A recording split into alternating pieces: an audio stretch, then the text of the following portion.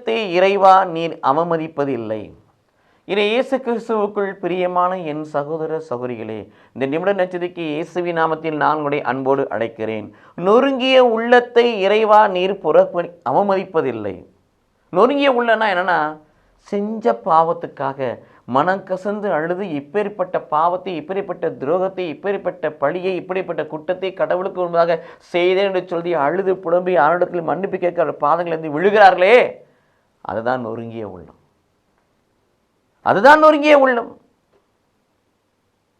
ஒரு சம்பவத்தை பார்க்கிறோம் பிரியமான. லூக்கா நட்சத்திரம் 7ஆம் அதிகாரம் 38, 39 மீண்டும் 50, 51, 52 வாசிக்கின்ற பொழுது, லாசரின் சகோதரி மரியாள் இயேசுவை அவர் ஒரு விபச்சாரியாகவும் நடனக்காரியாகவும் ஆரம்ப காலகட்டத்தில் இருந்திருக்கக்கூடும். ஆகவே பிரியமான, என்றோ இயேசுவை பார்த்த பிறகு அதற்கப்புறம் அந்த பாவ வாழ்க்கையில், உலக வாழ்க்கையில் அவரால் ஈடுபட முடியலை. இயேசுவை சந்திக்க வேண்டும், வாழ்வை நிறைவு பெற வேண்டும், பாவங்களை அறிக்கை செய்ய வேண்டும், புது வாழ்வு பெற வேண்டும் சொல்லி என்ன அவளுக்குள்ளே ஓடிட்டே இருக்கு. ஆகவே பல ஆண்கள் கூடியிருக்க இடத்தில் ஒரு பெண் வருவது என்று சாத்தியமில்லாத ஒரு காலகட்டம் யூதருடைய காலகட்டம். ஆனால் விருந்து நடக்கிறது, ஆண்கள் எல்லோரும் விருந்து சாப்பிட்றார்கள்.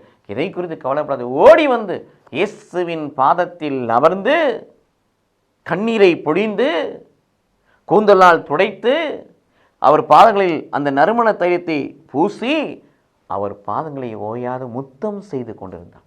தன் பாவத்தை அறிக்கை செய்தார்.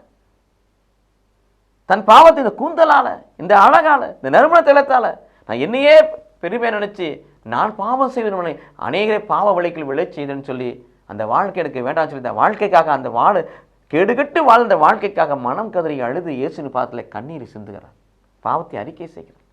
இதை உணர்ந்த இயேசு கிறிஸ்து, அவள் உள்ளத்தின் கிடங்கை உணர்ந்த இயேசு கிறிஸ்து, மகனே உன் பாவங்கள் மன்னிக்கப்பட்டன, சமாதானமாய்ப்போ, உன் விசுவாசம் உன்னை மீட்டது என்று சொல்கிறார். இதான் நொறுங்கிய உள்ளம். உண்மையிலே நம்மிடத்தில் குற்றங்கள் குறைகள் இருக்கும் என்று சொன்னால் பிரியமானல யாரும் சொல்லணும் அவசியம் இல்லை. சன்னிதானத்துக்கு போகின்ற பொழுது, ஆலயத்துக்கு போகின்ற பொழுது, நற்கனி ஆலயத்துக்கு போகின்ற பொழுது, அந்த ஜெபத்தில் அமர்கின்ற பொழுதே நம் உள்ளத்தை அது உடைக்கும். நாம் செஞ்ச தவறுகள் குற்றங்கள் நம் மனசாட்சியை உறுத்தும். அதை அப்படியே கதறி ஆண்டோடு பாத்தில் அமர்ந்து செபித்து ஒப்பு கொடுத்தோம் என்று சொன்னால் கடவுள் நம்மை மன்னிப்பார். அவர் பாவங்களை மன்னிப்பதில் வள்ளல். நொறுங்கிய உள்ளத்தை ஒருபோதும் அவர் புறக்கணிப்பதில்லை. ஆகவே குறிப்பாக தவ நாட்களே நம்ம மத்தியிலே பாவங்கள், குற்றங்கள், குறைகள், தீமைகள், இச்சைகள் இருக்கும் என்று சொன்னால் நாம் பாவங்களை மனதால் அறிக்கை செய்து ஆண்டவர் சமூகத்திலே நம்ம இதயத்தை அவருக்கு காணிக்கையாக ஒப்புக் கொடுப்போம். கடவுள் நம்மை ஆஸ்வதிப்பாராக. ஆமென்.